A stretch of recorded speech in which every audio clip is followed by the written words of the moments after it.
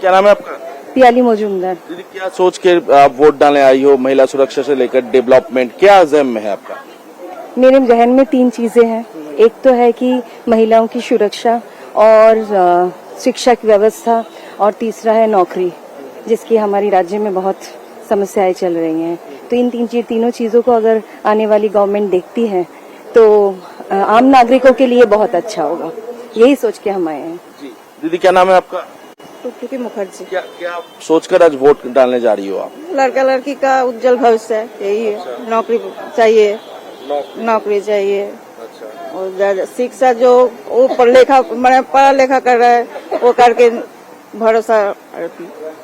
महिला सुरक्षा के हाँ, महिला सुरक्षा तो वो तो सबसे पहले है। अच्छा। मेरा एक घर में लड़की है, आज नहीं तो कल वो बाहर निकलेगा नौकरी के लिए, उसका सुरक्षा सबसे पहले चाहिए। और भी काफी सारे महिलाएं। दीदी क्या नाम है आपका? चंद्रनी गौड़ाई। दीदी क्या सोच के आज वोट डालने जा रही हो आप? कुछ ज़हन में है आपका?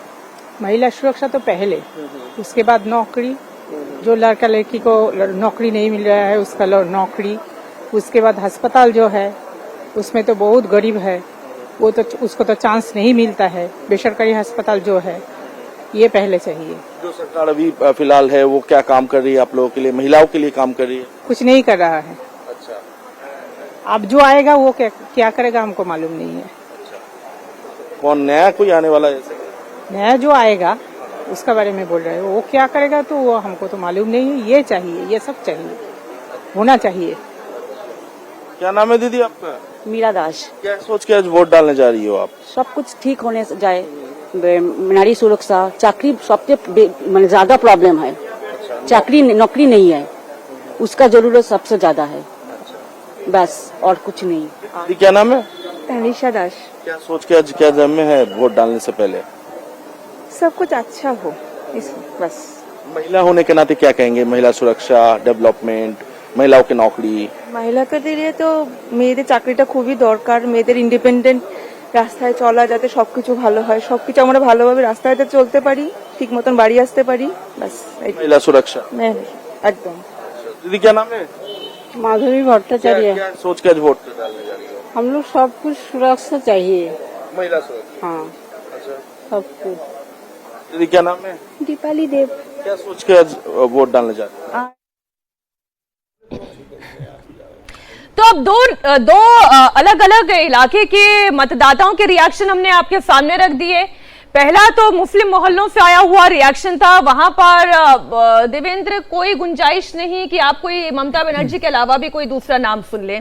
और दूसरा भी जहां पर हमारे सहयोगी ओंकार थे, वहां पर बहुत सारे हिंदू महिलाएं थी। अब हिंदू महिलाएं क्या बात कर रही थी? वो रोजगार की बात कर रही थी, सिक्योरिटी की बात कर रही थी, वो परिवर्तन की बात कर रही थी, लेकिन उतनी मुखरता से नहीं जितना मुस्लिम मोहल्ले में मुसलमान बात करते हैं। इसमें कोई दो राय नहीं मिला कि वो ममता बनर्जी की सबसे बड़ी ताकत यही रही है। 2006 के इलेक्शन की भी जो बात हो रही थी, 2006 के इलेक्शन में क्योंकि वो बीजेपी के साथ थी तो इस लिहाज से एक माहौल बनाने की कोशिश के बावजूद वो 30 सीट से आगे नहीं बढ़ पाई। अब बुद्धदेव भट्टाचार्य का वो जो फेस आ गया कि वो डेवलपमेंट दे सकते हैं, क्योंकि ये लिबरल माने गए थे उस समय ज्योति बसु की तुलना में, और 4 साल में जो कुछ उन्होंने काम किया, एक मैसेज चला गया कि ये जो लेफ्ट की सरकार है ये डेवलपमेंट ला सकती है। अब ममता बनर्जी बीजेपी के साथ हैं।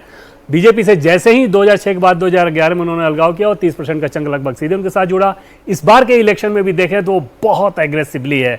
जो SIR के फायदे की बात जो कही जाती है वो खास तौर पे ममता बनर्जी के लिहाज से मुस्लिम वोट बैंक के अंदर ही है। जैसे कुछ बयानों आपने सुना कि बेंगलोर में काम करता हूं, वोट देना आना पड़ा है, तो वो रिएक्शन में आकर वोट देंगे। वो रिएक्शन निश्चित तौर पर वो बीजेपी के खिलाफ ही होगा। दूसरी चीज क्या होती है मीनाक्षी, कि उनका जो वोटिंग परसेंटेज होता है वो बहुत ज़्यादा हाई होता है। आज भी आप देखें तो जिस प्रकार से वो लाइन लगा के खड़े हैं, जैसे बहुत ज़्यादा बंगाल के दूसरे वोटर हुए होंगे जो कि नॉन मुस्लिम अगर होंगे तो शायद सोचेंगे कि आज बारिश में क्यों निकलना, घर पे आराम करते हैं, छुट्टी मनाते हैं।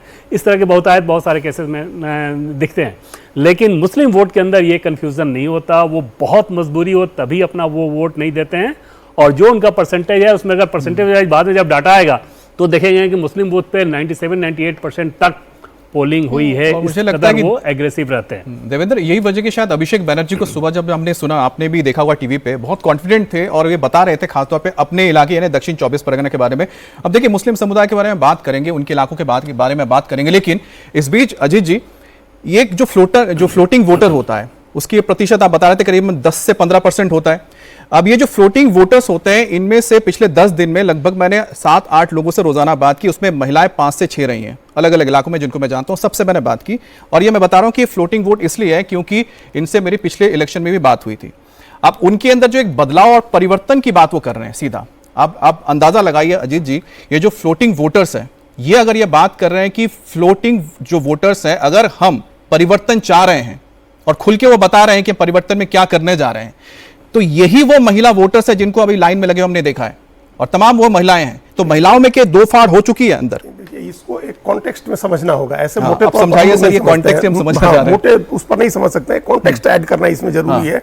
और उसके लिए हम एक फिगर आपको एक आंकड़ा देते हैं। ये जो सेकंड फेज है, ये पिछली बार से कम वोटिंग वाला इलाका है। पिछली बार वोटिंग ज्यादा हुई थी, हम 2021 के कॉन्टेक्स्ट में देख रहे हैं। तो पहला जो फेज था 152 सीटें थी, उसमें ज्यादा पोल हुए थे। 142 सीटों पर पोलिंग कम हुई थी। ये वो 83% ओवरऑल पोल था, और इस इलाके में 81% पोलिंग हुई थी।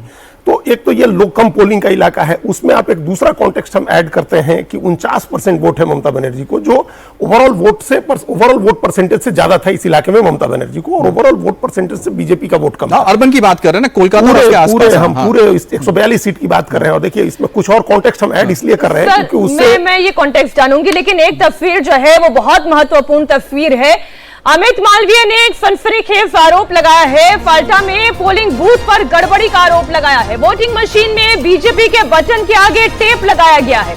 फाल्टा से टीएमसी उम्मीदवार जहांगीर खान हैं, और जहांगीर खान ने कहा था कि ये खेल आपने शुरू किया है, इसे खत्म हम करेंगे। तो क्या इस तरीके से खत्म करने की प्लानिंग है?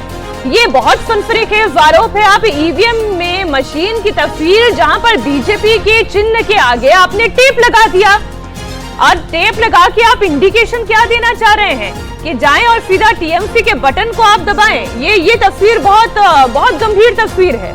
अजीत जी, ये क्या हो रहा है?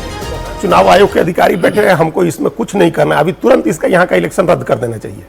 आप चुनाव आयोग अपनी इमेज के चक्कर में मत पड़े कि किसी वोट पर रिपोलिंग नहीं हुई। रिपोलिंग हो जाएगी 3 दिन के बाद। आप अभी अगर ऐसी कोई भी गड़बड़ी हुई है किसी भी बूथ पर, जिस बूथ पे ये जिस बूथ पर हुई है, उस बूथ पर अभी तुरंत चुनाव रोक दीजिए, कहिए कि रिपोल होगा। यहाँ इस तरह की सख्ती दिखाए बगैर नहीं रुकेंगी चीजें।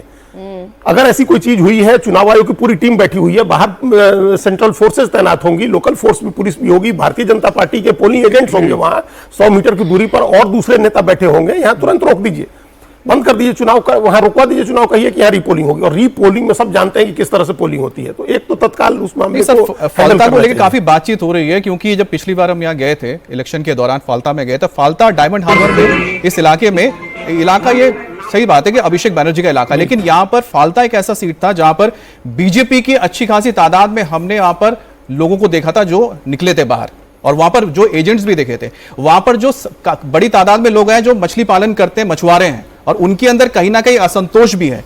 तो आप कह सकते हैं कि क्या इस बार जो इतने बड़ी तादाद में यहाँ पर सिक्योरिटी फोर्सेस को भेजा गया है, तो जो लोग नहीं निकल पाए थे, क्या इस बार निकलेंगे?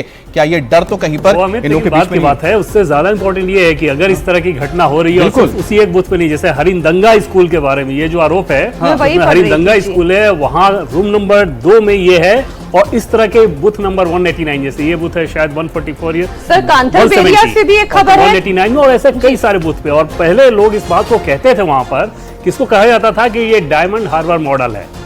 क्या ये मॉडल यही है जब इस तरह की चीजें हो रही हैं?